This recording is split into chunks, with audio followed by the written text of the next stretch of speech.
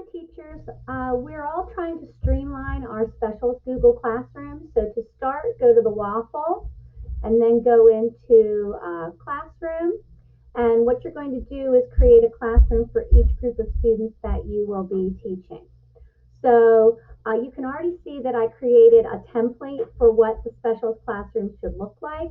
At the top, you should put your special. So if it's Jim, it would be Jim slash and then your last name.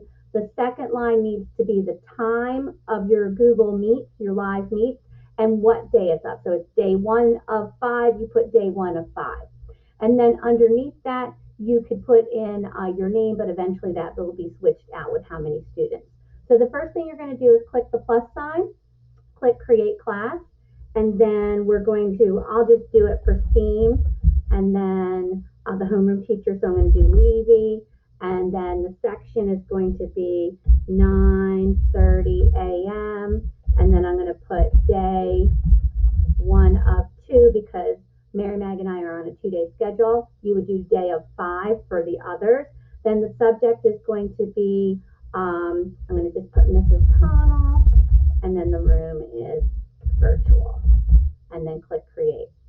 Now, once you've created your classroom, it takes it a minute to update. You need to make sure that you go into the wheel and manage all of the different setup features for Google Classroom. So click on that wheel and then scroll down.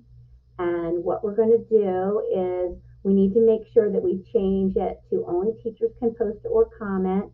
The stream, really better to hide notifications. The next thing that's good to do, guardian summaries, I would turn on because we're going to put emails in for guardians.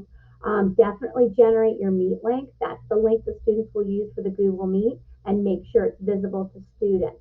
As far as grading goes, that is really up to you.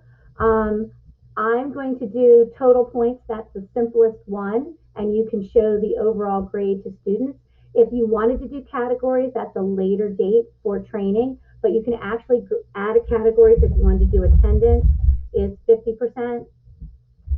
And then if you wanted to do assignment, make that 50%, it has to total to 100, then you could change up here to weighted by category. And that makes sense when you're doing quizzes and things like that. So this is just the basics for setting up. There's more details as we go forward, but if we can all have our streamline